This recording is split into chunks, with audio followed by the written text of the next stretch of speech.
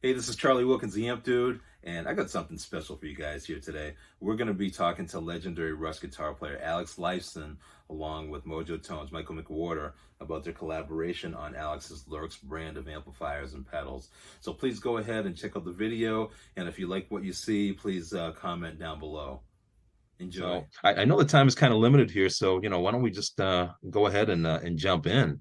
Okay. So, first off, can you talk about the Lerxst brand and sort of how it got started and how you developed the partnership with Mojo?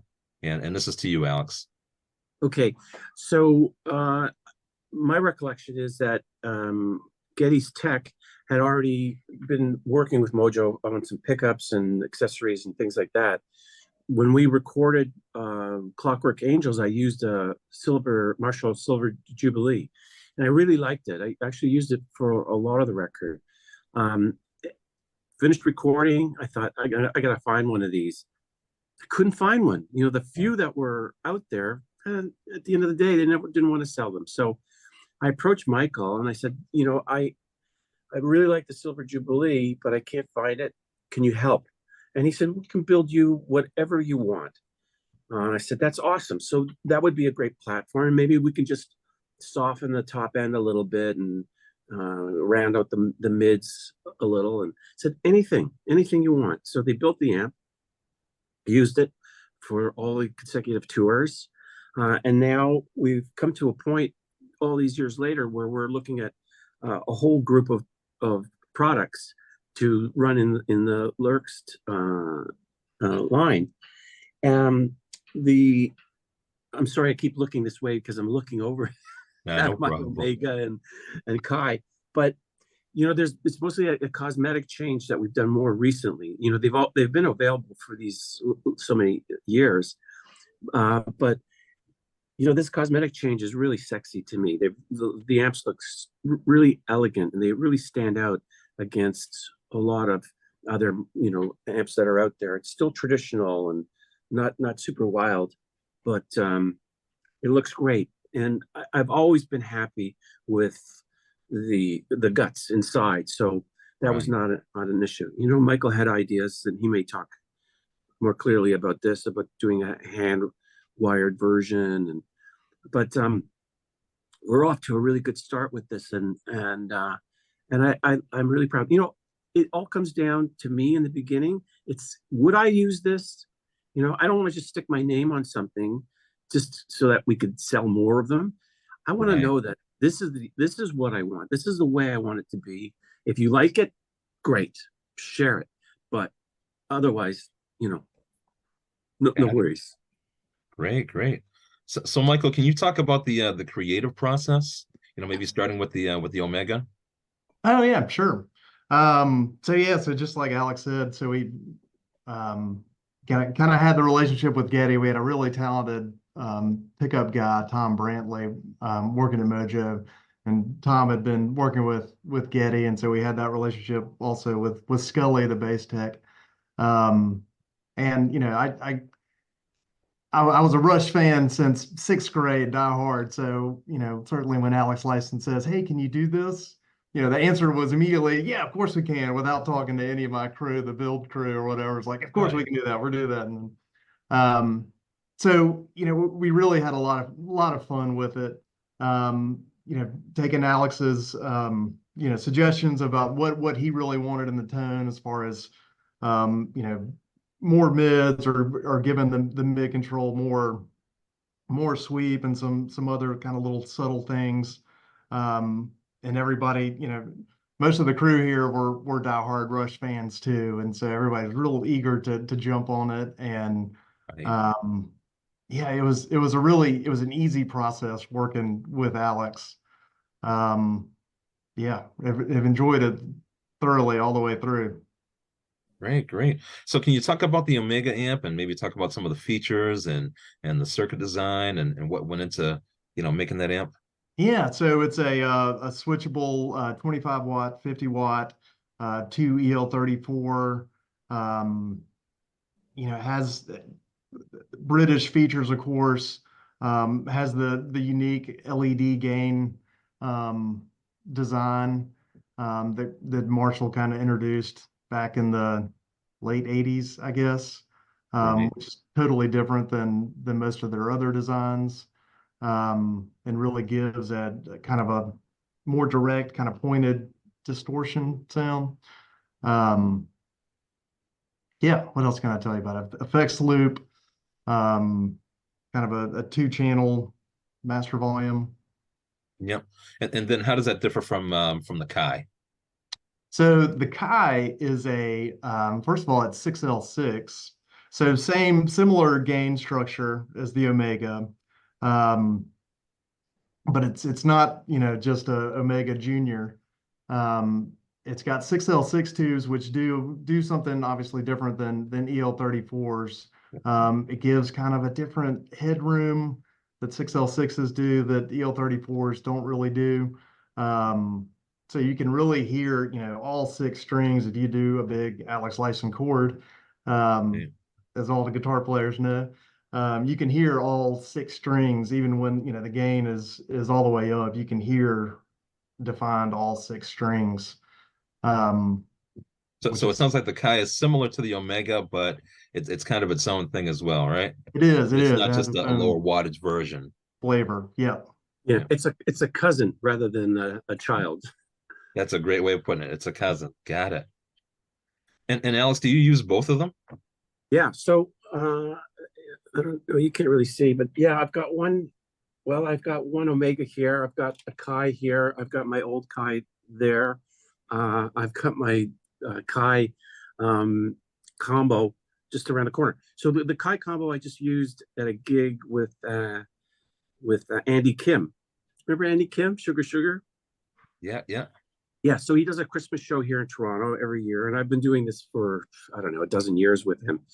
And I thought, you know what? Normally they just supply an amp for me for convenience, because there's so many musicians and the staging and all that stuff. But I Right. took my Kai down with me to the gig. I can carry it. I'm an old man and I can carry it around, and it sounded great. And I would just echo what Michael said about the response, because that amp really does. You hit a chord and you hear everything. Right. A lot of times, depending on how it's pushing the mids, or the top end gets a little wonky or a little invisible, but the Kai is equal all the way through. I was really impressed because it was the first time I used it in a live situation, and it sounded great. Cosmetically, it looks sexy and cool. So yeah, it was a really good experience for me to actually get it out and use it in that environment. Got it. That's great.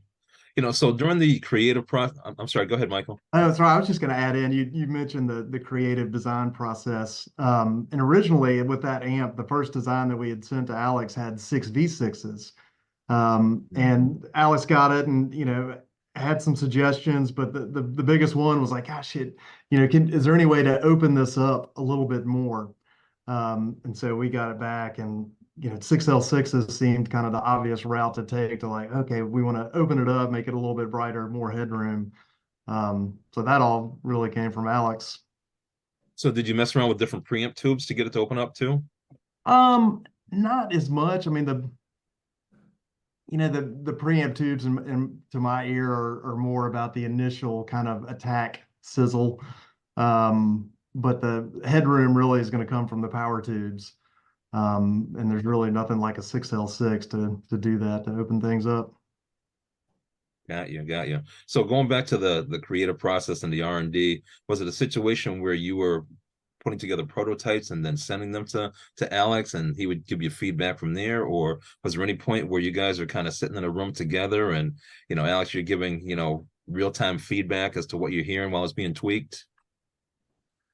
It was I don't think we. Oh, sorry, Michael. Go ahead. Oh, no, no. I was just going to say more of the prototype. We would, Alex would give us a starting point. We could build a prototype and then send it to him and then just kind of go back and forth from there.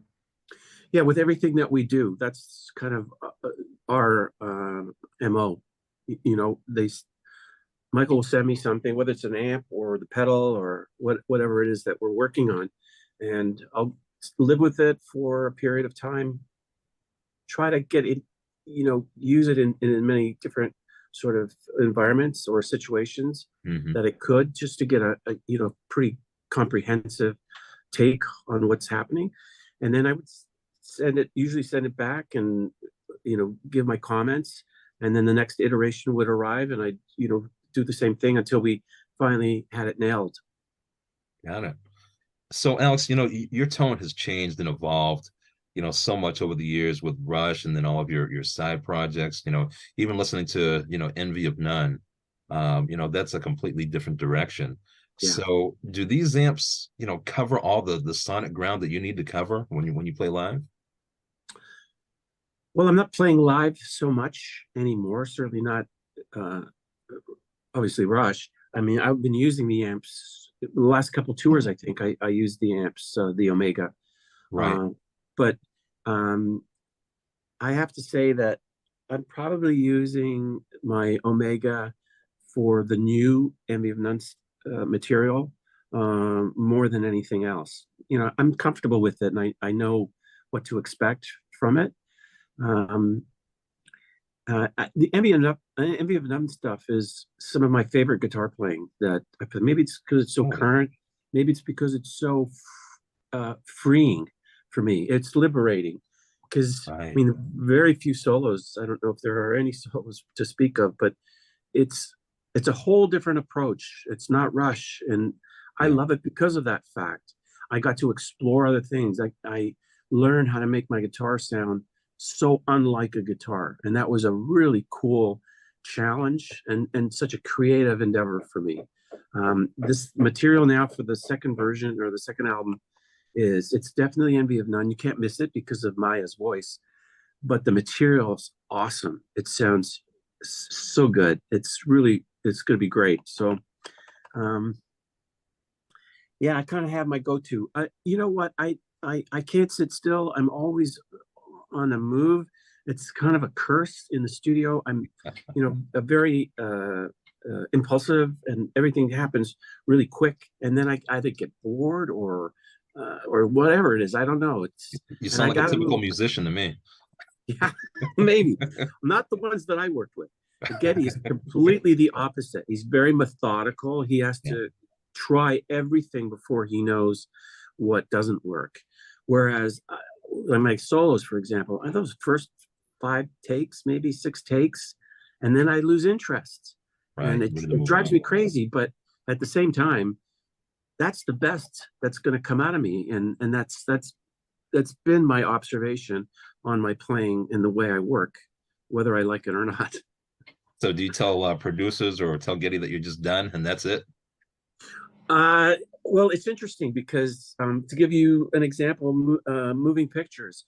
Um, Typically, I would go in and I would do those 5 or 6 takes of the solo, and then I'd feel like I'm getting a little stale, and Ged would say, "Oh no, that's fine. Uh, Leave it with us." So he and Terry Brown would comp the solos. I'd leave the room. I was not allowed to stay in the room. I had to leave the room, and which was fine, because it takes a lot of energy out of you when you're that intensely focused on playing. And I would come back, and if it sounded great and not too ridiculous, then I'd approve it, and we'd move on. If not, then we just attack it again, and see. But what I like about that is that it's an involvement of everybody in the band. Uh, Everyone has a stake in it, and I like that. You're not Right. just focused on your own individual selfish space.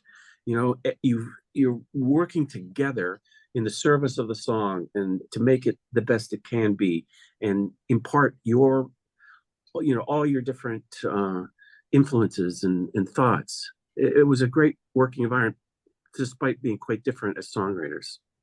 Yeah, I mean, I'm sure that it's very, very different, depending upon which band or which group you're in, different situations. So it's great that it Yeah, worked like that for you guys. That's fantastic. And I agree with you. It should be that way.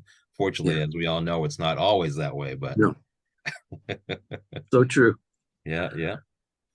And getting back into the amp, I know that you're kind of catering to modern players with this amp.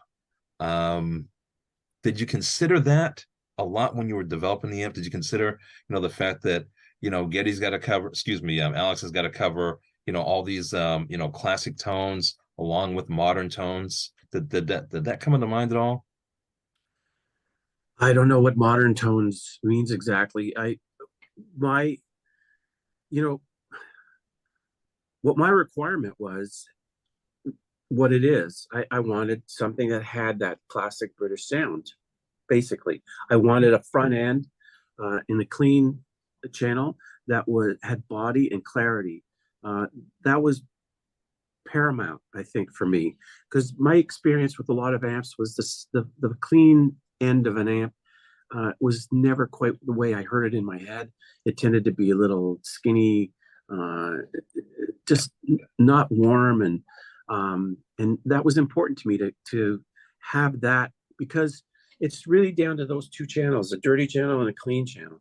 And then you can manipulate it whatever way you want with your effects, chorus, blah, blah, blah, whatever. Right. And you can shape it in a myriad of ways. But the basic foundation has to be body and clarity. And on the dirty side, I wanted something that was crunchy, but if I rolled it off a little bit on the guitar, I could get clarity in the rhythm playing, and then pull it up and get that little boost and for soloing, and with the sustain and creaminess. So, it sounds kind of simple and trite, but it was very, very basic what my requirements were, and we accomplished that. Got it. So Alex, have you sort of gone away from rack mounted gear and using pedals now, or vice versa? What are your thoughts on that? What does your rig look like nowadays? Well, it's certainly not what it was when we were touring. I think, I don't know, I've sort of gone back to a more traditionalist approach, short cable into the front end of the amp. Yeah. And I've really come to appreciate that after using radios for so many years, out of necessity and convenience. Boy, that cable makes such a big difference in the way the guitar is speaking to the amp. Feel more connected, huh? Yeah, totally more connected. Yeah, I use some pedals, but generally I like to record everything clean now, or direct, I should say. Yeah. And then add whatever I'm going to do with plugins or whatever the DAWs that I'm working on, and all of that. If I'm doing a live gig, I'll take a delay pedal and maybe a chorus pedal. I had such an addiction to chorus that I'm trying to avoid it as much as I can now. Right. Yeah. I started with the JC 120 with Farewell to Kings. I would sit in the studio, when we were finished recording, I would just sit in front of that amp, might have had a little puff of something, and just play in front of this beautiful shifting stereo chorus that was mind-blowing. And that's when my addiction started. And it was a little overwhelming, I think, for me, because I used chorus on everything for most of the 80s. But something, it really shaped your sound, though, and people love it. Sounds great. Yeah. Success. Yeah. Andy Summers would not complain. So did you use those live too for that sound? The JC 120s? Yeah. No. As soon as the first chorus unit came out, was it the CE1? The big one? Yeah. I still have that. I was actually looking for it just on the last interview. I know it's here somewhere in one of my cupboards, but that thing still works and still sounds amazing. Wow, that's great. Yeah, and it's like, 48 years old or something, 46 years old. Awesome. So I'm sitting here glancing at some of the specs, for the amplifier. Can you talk about the power scaling a little bit, Michael? Yeah. So power scaling on the Omega. Yeah. As far as just switchable 25 watt, 50 watt. Okay, so it's not a variable power scaling. It's just 50 to 20. No, yeah, you just have a switch and you can go from bedroom to stage. Okay, got it. And when you do that, I'm assuming that it gives you sort of a spongier feel and obviously lower volume. Yep. Yeah. But you don't lose a whole lot by playing at 25. And I think Alex, on your rig when you were playing live with the Omegas, you had it on 25 watts. Yeah, yeah, I did. Oh wow. Yeah, And that still gave yeah, you the punch that you needed? yeah. I think if you have the levels set in the right place, it gives you all of that movement. At a lower volume, yeah, I would agree with you. It is a little spongier and uh, not compressed, but very limited in a way. Yeah. But when you crank it up, you can still get all that dimension and yeah, you come very close to having the full wattage characteristics. Yeah, got it, got it. And then you also have some matching cabinets. Can you tell us about those? And what speakers you got loaded with them? Yeah, so we've got in the we have an oversized 412 cabinet, which is pretty fun. That we have the Mojotone BB 25Ms in, and then we have a 212 cabinet that also has the BB 25Ms, and then with the Kai, Kai comes in a head and a combo. The speakers we use in that is the Mojotone Greyhound, which Yeah. is a 70-watt speaker, a little bit cleaner than the Greyhounds, but as a really good pairing. And we went through all gosh, I can't remember how many different speaker combinations and variations and landed on that one, not just because it was Mojotone, but because we thought it sounded the best. And ultimately, Alex had the final vote, of course. So we ended up there. So how did that I work think out? Did you send Alex a whole bunch of speakers, and Alex, you changed the speakers out yourself? no, I just got tons of cabinets and I went through them all. I have to say that the tall cabinet sounds fantastic. Last year when we did the Taylor Hawkins tribute, Yeah. Dave Grohl and Omar Hakim came up from Los Angeles to rehearse with Getty and me. We were at a couple days, so I had that cabinet and my Omega, and I was just blown away by how awesome it sounded. Because with the Rush stuff, because of the staging requirements, we didn't have cabinets on stage. We had props, reflecting that period in the tour.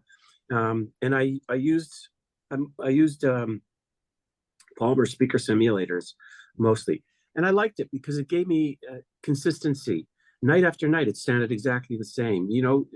Right. You know Too the bad. it's so variable with a mic in front of a speaker cabinet, depending on humidity, temperature. All of those things can affect it. The Palmers gave me exactly the same sound all the time, and as Brad got to know he was our front of house guy, got to know my sound and expectations. It just got better and better and better because he had that consistency to work with. So it was a treat for me to actually hear that cabinet in more of a live situation. It sounded great. I have currently here, because I live in an apartment, but this is my studio. I have an isolation. Well, you can't say it's a box. It's like a cabinet that I have one of the single 12 cabinets in that I run all my different amps through, and it sounds brilliant. I'm so totally sold on the difference between plugins and a mic in front of a speaker. Plugins are great because they're so convenient, and there's so many variables, and you can have a lot of fun creating things. But they sound like it's pasted on your monitor screen. As soon as you get a 57 or a 421 in front of a 12-inch speaker, boy, now you hear dimension, you hear the sizzle on the outside. It's like, to my ear, such a big difference. Why would you ever use a plugin other than it's quick and easy if you're doing a demo or something?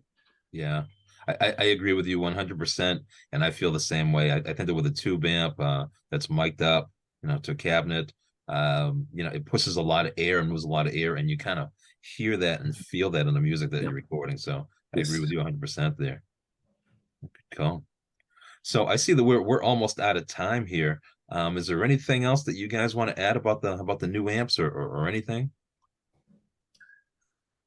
Michael? About the pedal. Yeah, we could talk about the pedal. Oh, I just happen to have one right here. Hey, There's the Ah, guitar pedal. Yeah. yeah. So this is in a Omega in a box, basically. Wow, great. Is that Yeah. available now, or is that something that you guys are working on? No, it's available, and it's actually done really kind of sold out, I think, aren't Oh, we? wow. Okay, great. we did an initial release of 500, and sold those. Those went really quickly on Reverb. We're going to be releasing the regular standard production model next month. That's fantastic. And we have other ideas in mind. I don't think we can speak about them. I've been warned not to speak too I much. was just going to ask. That was my last question. You know, do you have plans to expand the Lurks line at all? Yeah, we have some other ideas for pedals that are in the works. Can't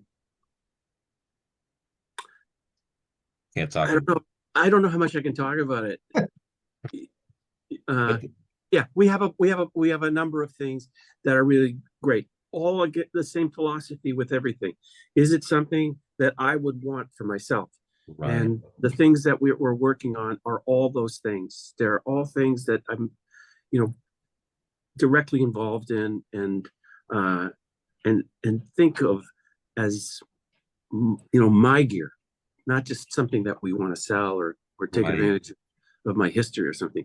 This is stuff that I really want for myself. Absolutely. That's fantastic. Fantastic.